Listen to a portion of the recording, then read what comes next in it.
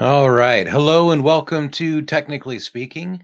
As we go into the tail end here of our fourth season with Technically Speaking, where we focus on mostly technical topics within the greater restoration and remediation industry.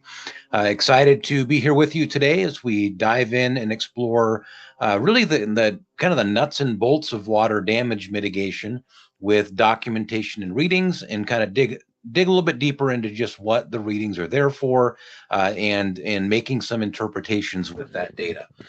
With all that said, before we officially get started, let me run through just some basic housekeeping.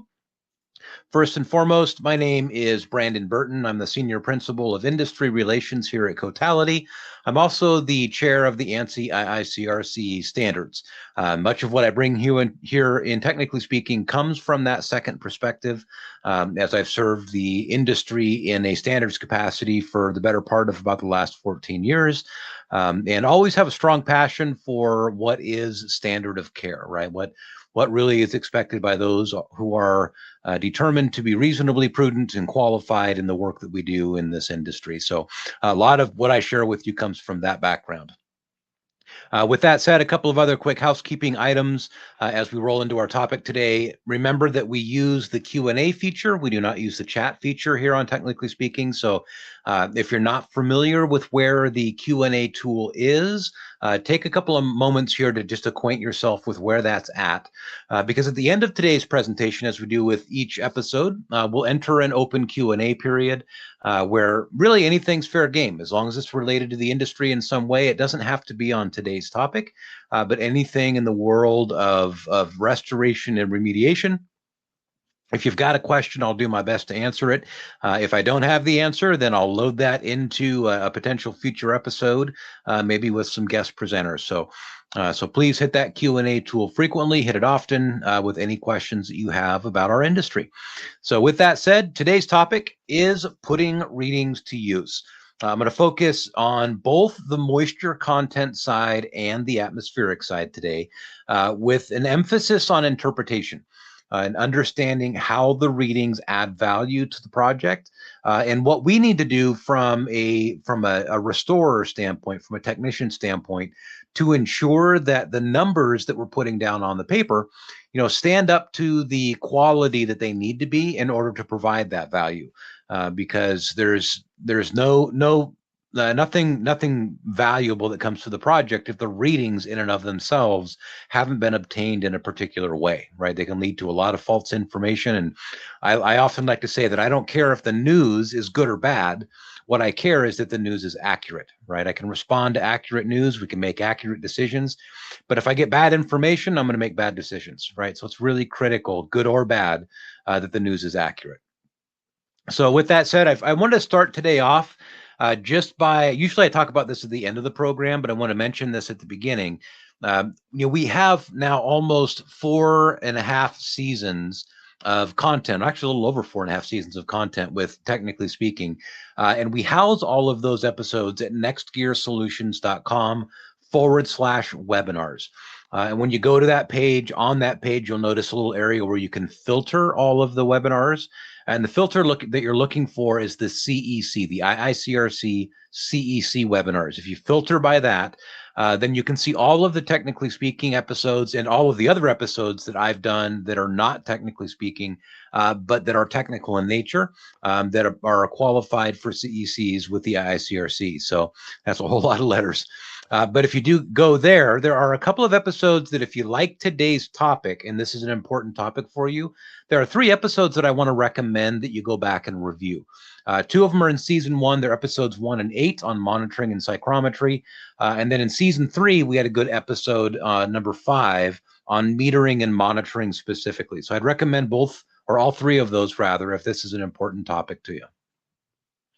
For today, however, I want to start off with just a really high level, probably one of the most important things to understand about monitoring with moisture content and psychrometry.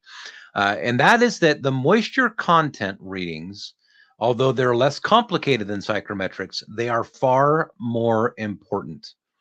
And I want to really stress that. I, in particular, I have a tendency to get really excited about psychrometrics. It's the part of our industry that gets me most excited, just because I love the science and the math associated with thermodynamics and psychrometrics, because it just makes sense out of what's happening in a drying environment. I always like to understand why, right? I'm that annoying kid that never grew up that likes to ask why 5 million times. Um, so with that said, psychrometry, I get excited about it. But having said that, psychrometry is not nearly as important as your moisture content management, right? You aren't there to make the air dry in a structure. You're there to make the materials dry in a structure. The air is just a means. It's just a way in which we get there. And it's actually not the only way that we get there. So although atmospheric readings is important, it's not nearly as important as moisture content. So a really simple way to kind of illustrate this is the first question you should always ask with your monitoring is the moisture level or moisture content making progress? And if it is, then your atmospherics become less important. They're not important, but they become far less important. If your moisture content or moisture levels are not making progress, that's when the atmospheric readings become absolutely critical. And I'm going to come at today's discussion from exactly that vantage point. And we're going to start off with the most important. We're going to start by talking about monitoring moisture. Now, in monitoring moisture, in order to get good data, we have to understand what makes the news accurate, right? What makes the data good. And this is where one of those previous episodes that I had recommended from season 3 in particular can be a really, really good review. And I'm going to gloss over this in far less time than we spend in that episode.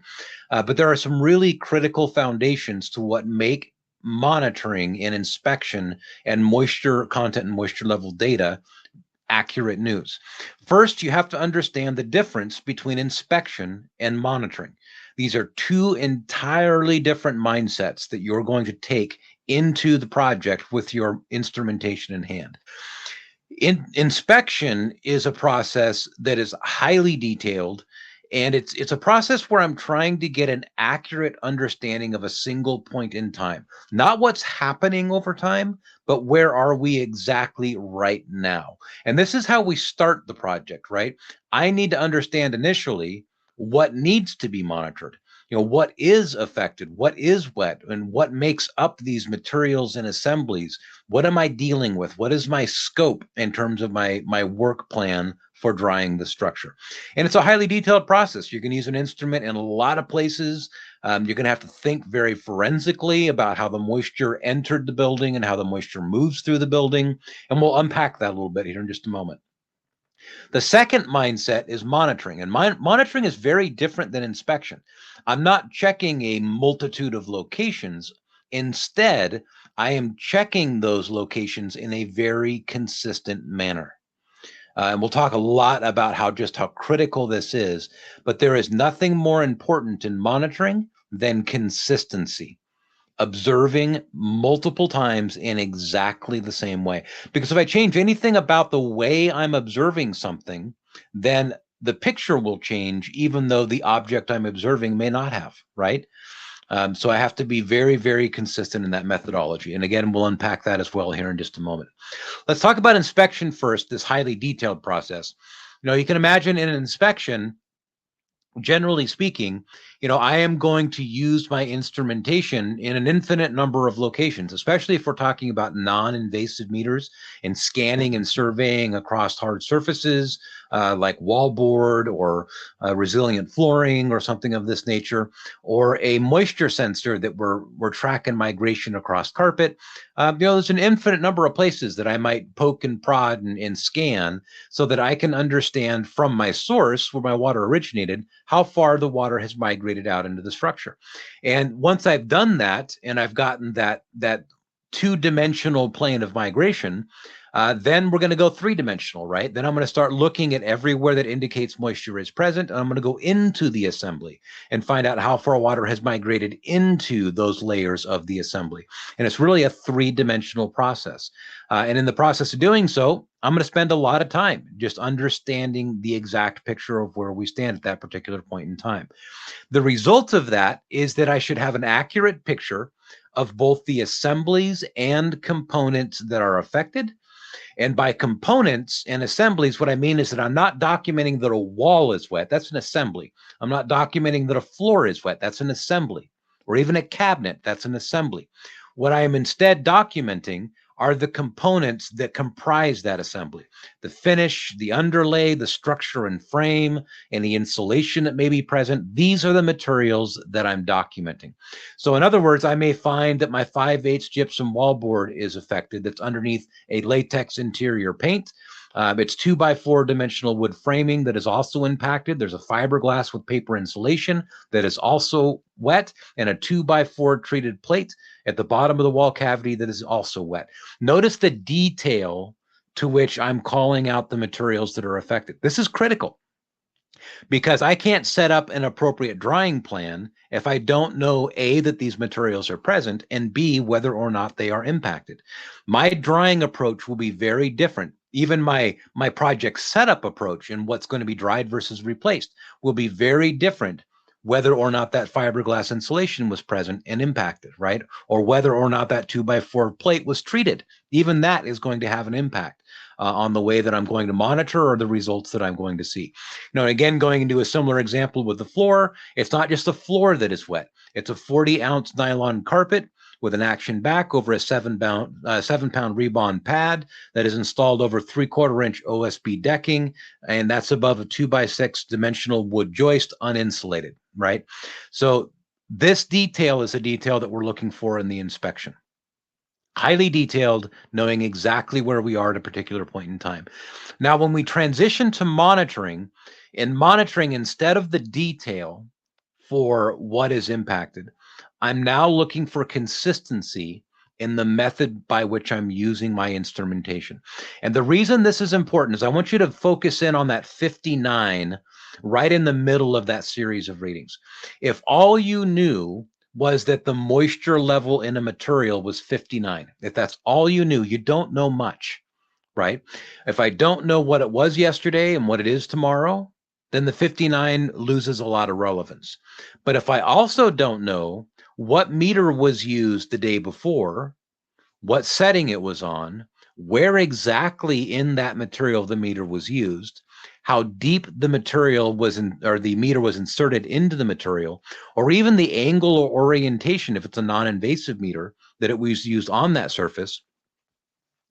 All I know is all of this information for today, then I can't even compare to the numbers from yesterday.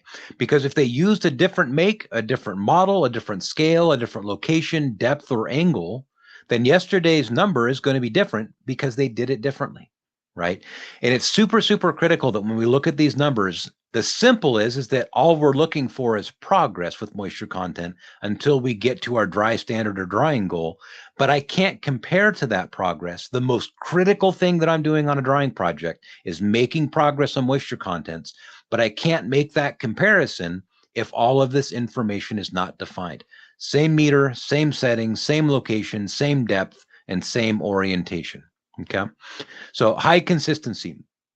A couple of ways that we can manage to that consistency so we ensure that the news that we're looking at to make these drying decisions has the fidelity and the quality that it needs. It really starts with managing your technicians and your inspection kits. Those are the two things that you need to focus on. With the inspection kits, we need to ensure that either the same exact inspection kit with the same meter and the same attachments goes out to the same job every day, which for a smaller organization, that may work, right? If you have a single truck that's going out and doing the majority of the work, and you have a single inspection kit that's doing that work, great. That really simplifies that process. For many of you, that's likely not the case. You probably have at least a couple of inspection kits and at least a couple of trucks and crews that are out doing your monitoring. So there are a couple of things that we need to do to ensure that that doesn't become a problem in your monitoring process. Number one, you need to ensure that everybody's using the same make and model, right? You shouldn't have a Tramex meter kit on one truck and then a Protometer kit on the second truck, and then have those two trucks be sharing responsibility for monitoring the same job. That just doesn't work. And what you're going to end up with is a job that goes from wetter to dryer to wetter to dryer to wetter to dryer every other day. right? Because they're just different inspection kits. And even with that, even if you have the same make and model, you still need to do some maintenance on those makes and models to ensure that they agree with one another. At a minimum on a monthly basis, you should take all of those Protometer MMS2s and ensure that they're reading a 2x4, the same sample of 2x4 in your office, the same way, and that they are in agreement with one another, that the calibration hasn't slid on one of those meters, right? And if you're doing that regularly and you're doing that meter maintenance, then you can have kit A or kit B go out to the job, either or, that's fine. Just have to ensure that you're doing that maintenance. And as soon as one of the kits starts to get out of agreement with the rest of them, you either need to send it off for calibration, replace it, or mark it as a meter that has to be dedicated to a single job, right? You can't mix any other instruments in. And quite honestly, it doesn't even matter that an instrument would be necessarily out of calibration, as long as that calibration is out consistently, right? It's all about consistency. In addition to that, your methodology needs to lock down locations. I'm a big, firm supporter in using lots of blue painter's tape throughout the project, or Avery dots. That'd be another thing that you can use on things like wallboard, so that we can be consistent in the locations that we are monitoring by marking those locations with the exact location name. And then this kind of also brings in the technician piece, also being consistent with how our technicians use both the marking system and the instruments in relation to the marking system, right? Just having a piece of blue tape on a carpet, for example, marked location 1A doesn't mean that Bob's not going to monitor above the tape day 1 and Joe's going to monitor on the tape on day 3, and then Sue's going to monitor below the tape on day 4 or 5. So it's still important that from a methodology standpoint, that you have a high level of consistency on how every technician uses those processes. The better your consistency, even something as simple as always placing the instrument approximately 1 inch above the tape, using the orientation of the letters to indicate the top side of the tape, right? Even something that simple will make a huge difference. And if you don't have any insight into this, I challenge you to go on your next water damage, go to an area of wet flooring with, let's say it's vinyl sheet goods, and on that wet flooring, put a piece of blue tape down on the floor and monitor to the left-hand side of the tape, on top of the tape, and then to the right-hand side of the tape. And note the difference that you're going to see in the readings, especially after day 1. On day 1, they're probably all going to read pretty high, especially if it's in the wet area. But once you see some drying and some progress, you're going to see some great variability in those locations. So consistency is absolutely key. So that kind of drives the difference between inspection and monitoring. Inspection is something that we start with. We get detail. We understand where the water is within the structure. And then we move into monitoring, being a more consistent process, locking down the exact locations. You can kind of see there in the background, by the way, on the right-hand side, one of my favorite methods for monitoring, and that is to use fixed fasteners as my invasive measuring, wherever invasive measuring would be used, because then I know exactly where that reading was taken the previous day. I know it's going to be taken in the exact same location the next day. And a couple of good wood screws are just the same as a couple of metal pins, right? It's just a couple of probes that have been inserted into the wood. We can then contact the heads of those 2 screws, and I know I'm checking exactly the same thing that they checked the previous day. Little things like that can really help drive the consistency. And the more consistent the method, the more reliably 55 today and 22 tomorrow is actual progress. Okay. So consistency. There are an infinite number of ways that you can monitor a building for moisture content. There is only one wrong way to monitor, and that is differently than it was done the previous day. Right, and that's kind of the moral of that entire story. The goal with moisture monitoring is really simple. We want to see a reduction in moisture content until we achieve our drying goal. But in order for that to work, the hard part in monitoring moisture is the consistency of that methodology, right? So again, I'm going to say there is an infinite number of right ways to monitor. And you're going to notice this because we've all got opinions in that technical room when we're having our Monday meetings, and you have 7 different technicians that all think that their way is the right way to monitor a 2x4. That's great. Those are all right ways to do it. The problem is that if everybody has their own right way and that's the way they're doing it, your moisture content documentation is going to be horrid, right? You need consistency in that methodology. So there's only one wrong way to monitor that's differently than it was done on day one. And for that reason, one of the things that I'd really encourage in your business is that you take the time once a week when you have those technical meetings within your business and just pick any given building material or materials that you want to pick for that meeting and spend 5 minutes going through the methodology for how in your business you monitor plywood under carpet and pad, how you monitor gypsum wallboard, how you monitor a 2x4 wall plate. Just this is the way we do it, right? And everyone is expected to do it the same way because consistency is key, right? I'd actually even assign that out and assign it out to a tech and say, next week, you're going to share out how we monitor these 3 materials. And the week after that, it's the next technician that's going to do it, and really drive some ownership in the process of being aware and communicating the need for that consistency within your business. So that is monitoring the moisture in materials. The last kind of note here I want to make on monitoring with moisture is that we do see a lot of digital versus paper documentation in industry today. Translating that documentation into a format that's usable for reporting.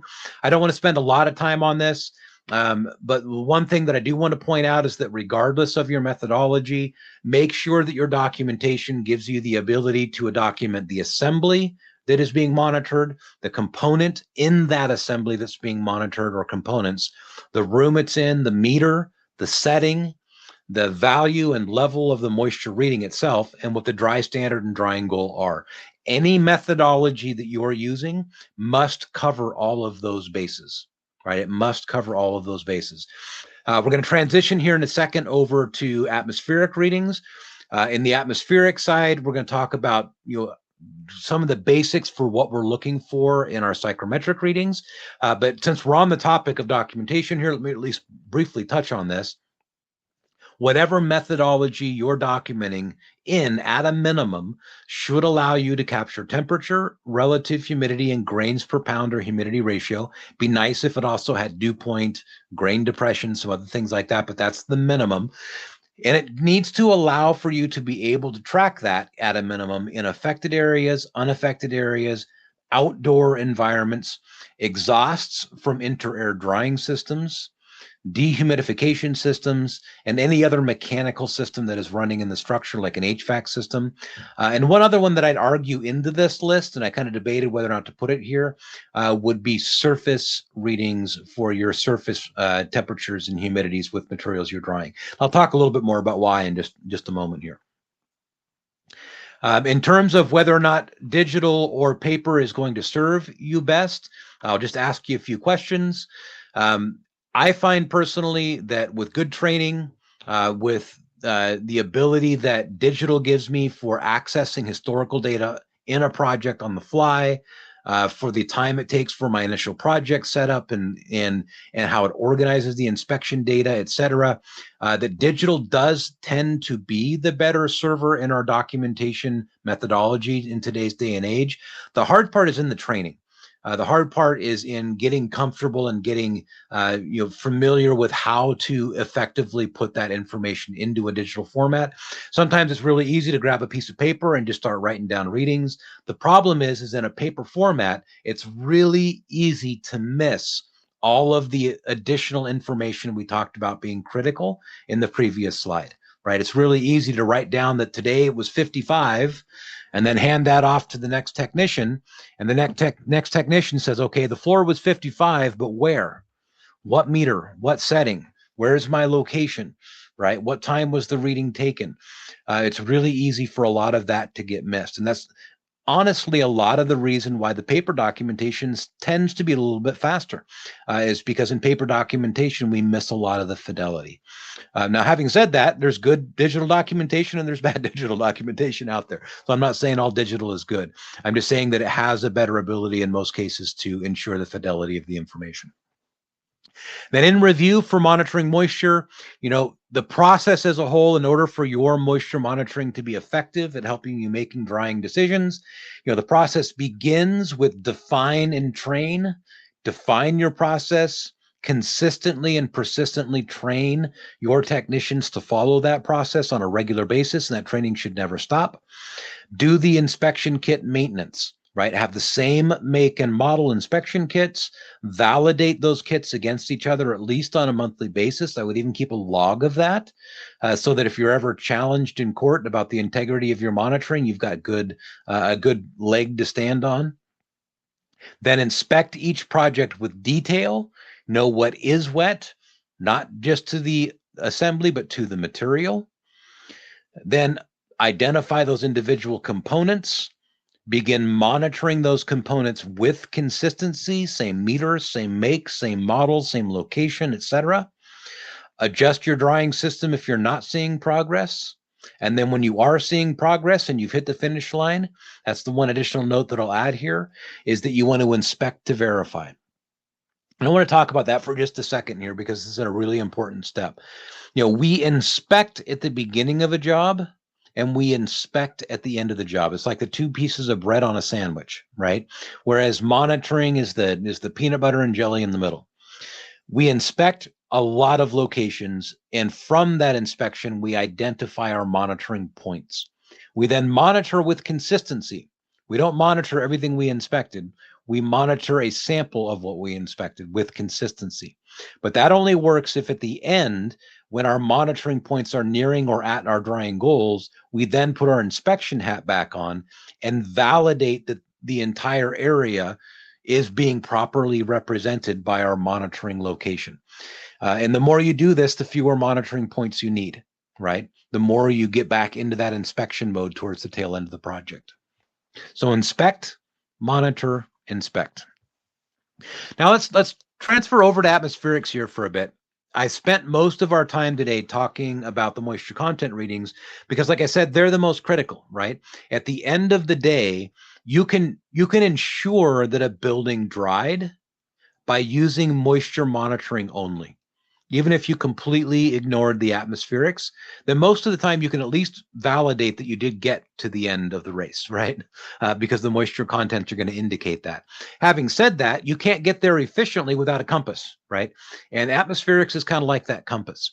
It helps me understand which path I should take or which changes I should make to get to that end goal as efficiently and effectively as possible. There's some other benefits behind atmospherics as well, but that's the primary benefit, is the means to get to the ends, if you will.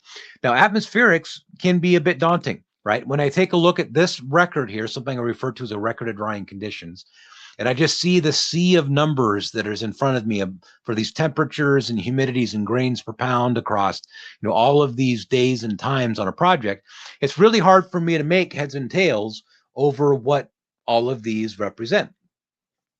To simplify atmospherics, the first thing that I want to kind of advise that you do is zero in on just one particular reading. And that was one particular reading is generally going to be an affected area reading. And understand this really simple golden rule. That reading by itself really doesn't tell you anything. By itself, it doesn't. The value of an atmospheric reading, 99 times out of 100, is comparing an affected area to something else. It's a comparison. So in other words, knowing at that particular point in time that it was 70 degrees and 78% humidity and 85 grains per pound in the affected area, I mean, there's some things I can kind of glean from that. 78% relative humidity is a little high, right? But it doesn't tell me a lot beyond that. I need to compare that to something else in order for it to make sense. And here are some of the comparisons that I'll make. First, I'm going to compare the affected area against itself. Right? This is the affected area over time. That very first reading was my initial arrival. I opened up the door, greeted the customer, started filling out paperwork. While we're filling out paperwork, my hygrometer is acclimating on the counter. And during that process, I note that the affected area before I did anything was 70 degrees, 78% humidity, and 85 grains per pound. The next reading is now I've installed my equipment. I've got air movement running. I've got dehumidification running. I've given it about a half an hour of runtime. And now I've taken another snapshot. And now we're at 80 degrees, 65% humidity, and 100 grains per pound. Now that I've got two, I can make a comparison. My temperature increased. My relative humidity decreased. And my grains per pound went up. What does that tell me? It tells me that my drying equipment is adding energy. The increase in energy has lowered the relative humidity, which might seem good on the surface, but my overall air moisture content is increasing, which makes sense. I just installed a whole bunch of air movement across a bunch of wet surfaces, right? Now notice I have a third day one reading. Because the grains are increasing in that environment, I can't be done with my monitoring that day. You are not done with your atmospheric monitoring until you know you are in control of the humidity ratio. That is one of the most critical components of atmospheric monitoring. You do not want the humidity ratio increasing. If the grains are continuing to increase, that means that the rate of evaporation is greater than your rate of humidity control. Water is being added to the air faster than you're removing it. That's a train wreck waiting to happen, right? If the humidity continues to increase, then you're not drying the structure, you're just redistributing the moisture in the environment, right? And that can lead to lots of secondary damage. So notice on day one, there's a third set. Temperature is 82. The relative humidity is 57 and the grains are 93. So after allowing it to run for a period of time, I take a third set and I notice that my temperature marginally increased, but my relative humidity dropped. And most importantly, after that initial spike in humidity ratio from installing my air movement, I see that my humidity ratio is beginning to increase or decrease rather. So again, what I'm trying to illustrate here is that with atmospherics, as complicated as the atmospherics can look, just understand that a single atmospheric reading of temperature, humidity, and humidity ratio by itself really doesn't tell you much, right? It's about comparison. It's kind of like looking at finances, right? I can tell you that right now I've got $1,000 in the bank, right? Does that mean that I'm financially healthy or I'm not financially healthy, right? If I just give you that one number, it really doesn't tell you much. Now, if I told you a week ago I had, $100 in the bank, and 2 days ago I had $500 in the bank, and today I have $1,000 in the bank, at least I'm headed in the right direction, right? But if I was to say the opposite, and I had 10 grand in the bank 3 days ago, and then 5 grand, and now I'm down to 1 grand, I'm headed in the wrong direction, right? So it's all about making those points of comparison and understanding the direction in which things are headed, the control over that environment that you're trying to establish. Now, just like comparing affected to itself, in addition, the other points are always a point of comparison to affected for the most part. So now we take a look at a dehumidifier that is installed in that affected area. And if I knew that the dehumidifier was putting out air at 101 degrees and 26% relative humidity and 77 grains, by itself, that doesn't really tell me much, right? I know the air is coming out warm and relatively dry, but without comparing that to the affected area, I don't understand whether or not the dehumidifier is effectively dehumidifying. It's the 77 grains of moisture coming out of the dehumidifier versus the 100 grains of moisture in the air in that affected space that tells me the dehumidifier is working, right? And this, most of you are probably aware, is something we refer to as grain depression. Same thing with the affected, the outside air, right?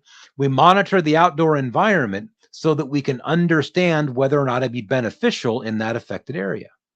So same thing, it's a point of comparison.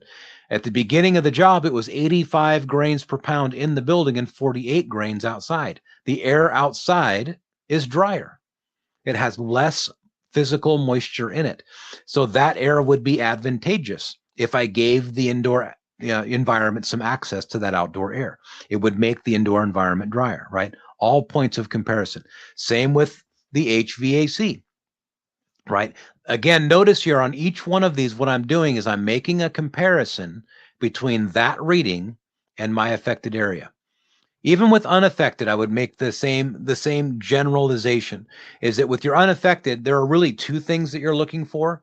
One is that your unaffected stays relatively stable, right? You don't want to see huge fluctuations in your unaffected area. You also want your unaffected area to remain, relatively close to whatever your normal indoor conditions are for your space. So with unaffected, there are some things that you can understand without making a comparison to affected, but there's still a comparison that you want to make. The trend in your affected as it increases and decreases, see whether or not that trend is also occurring in your unaffected area. If you're seeing the same exact trends in your unaffected area, then you may want to consider doing a little bit of containment, because you're losing some of the impact in your affected area to that unaffected space, and or you may be, quote unquote, cross-contaminating moisture into that unaffected space. So it's something to pay attention to.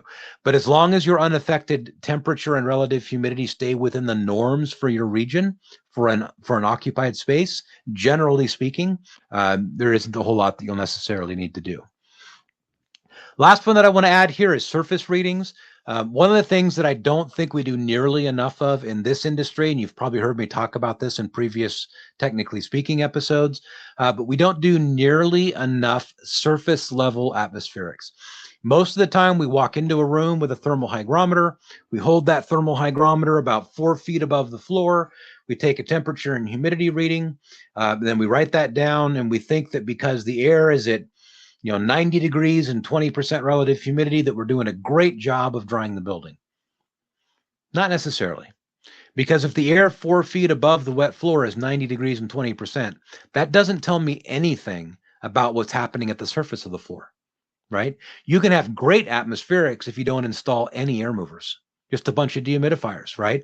If all I installed were dehumidifiers and no air movers, there'd be no flow across the wet surface. I wouldn't be sweeping moisture up into the air, and it'd be way easier to maintain a dry air mass.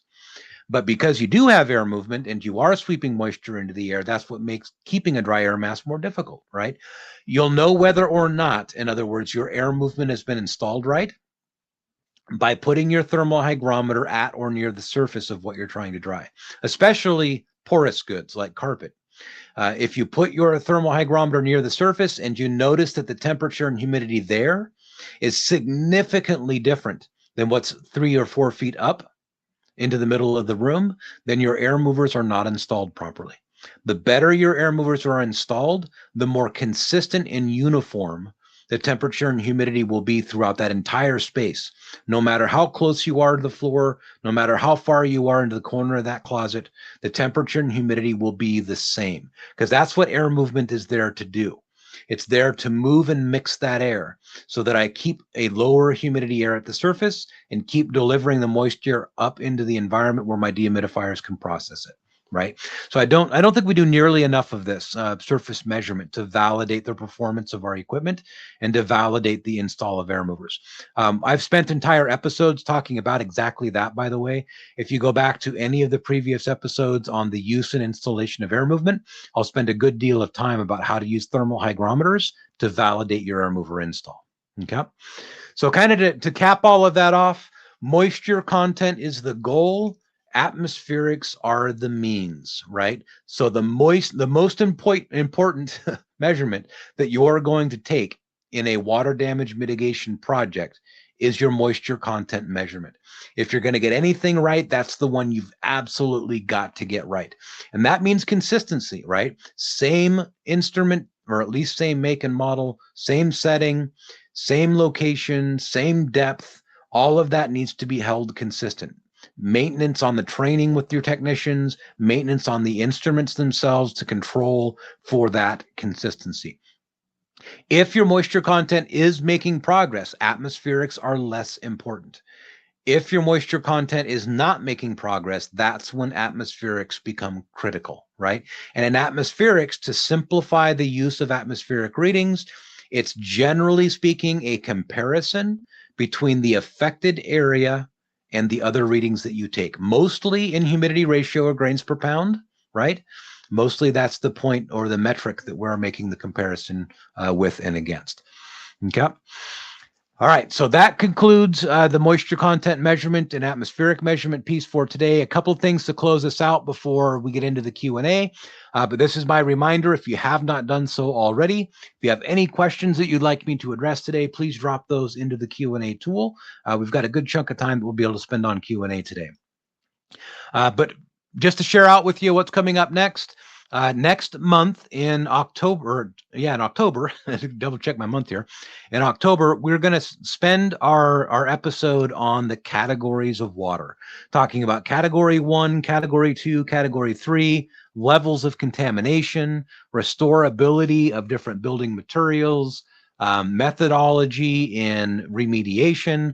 So we're going to take a deep dive into the areas of categories of water. So if this is an area where you'd like to kind of shore up some of your knowledge from the S500, or maybe you've got some particular scenarios and questions you'd like to throw out, please join us next month. That should be a really good episode. If you have any thoughts and ideas, by the way, on what you would like to see in Technically Speaking, or any questions as you review some of the old content, don't hesitate to shoot me an email at brburton@cotality.com. Again, that's brburton@cotality.com. And hopefully we'll see you at Interconnect, January 20th to the 22nd, 2026 in Washington, D.C. If you'd like a 15% discount on Interconnect, by the way, just scan the QR code that you see there on the screen. And in the discount code window, throw me a bone and let everybody know that Technically Speaking is what got you to sign up. By putting in Technically Speaking in the discount code field. Again, that's Technically Speaking in the discount field, and you'll get a 15% off just by being here on Technically Speaking. So with all of that said, let's go ahead and transition over into the Q&A period. I'm going to go ahead and open up my Q&A window here. Just give me one moment while I get that moving. All right, and this is again my reminder, if you